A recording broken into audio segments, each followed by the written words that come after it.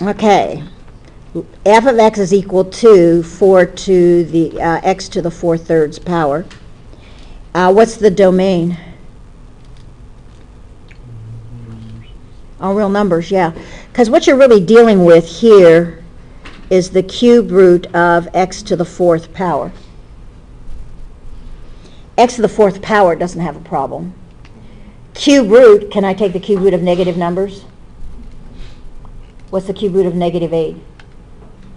Cube root, -8. -2. So, yeah, I can take the cube root of a negative number. So that bottom line is not a problem, so it's all real numbers.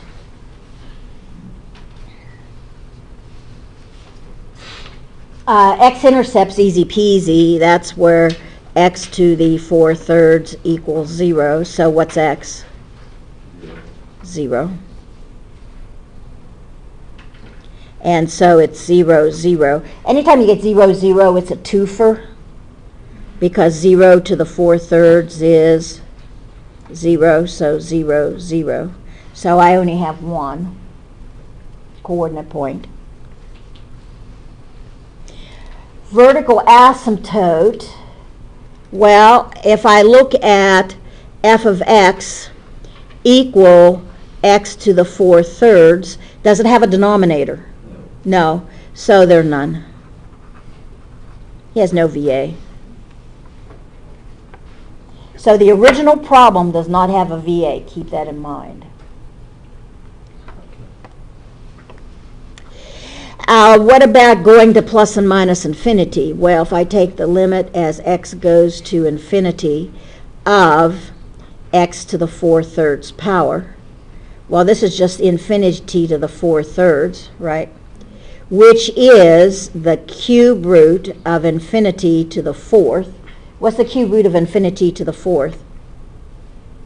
Infinity. And if I go to minus infinity, it doesn't make any difference. So you take the limit as x approaches negative infinity of x to the 4/3. This becomes the cube root of minus infinity to the 4th. Minus infinity to the 4th is the same as what? Infinity to the 4th, which is infinity. So that says at the end, it's going to remind you kind of a parabola. So it's going to go up on either end. Okay, so it can't be negative because it has to the 4th power, or because it's in the square root? Oh, but see, the cube root, if that would have been negative infinity, it would have been negative infinity.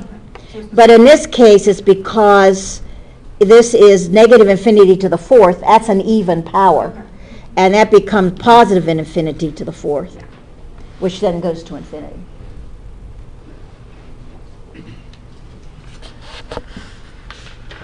So I have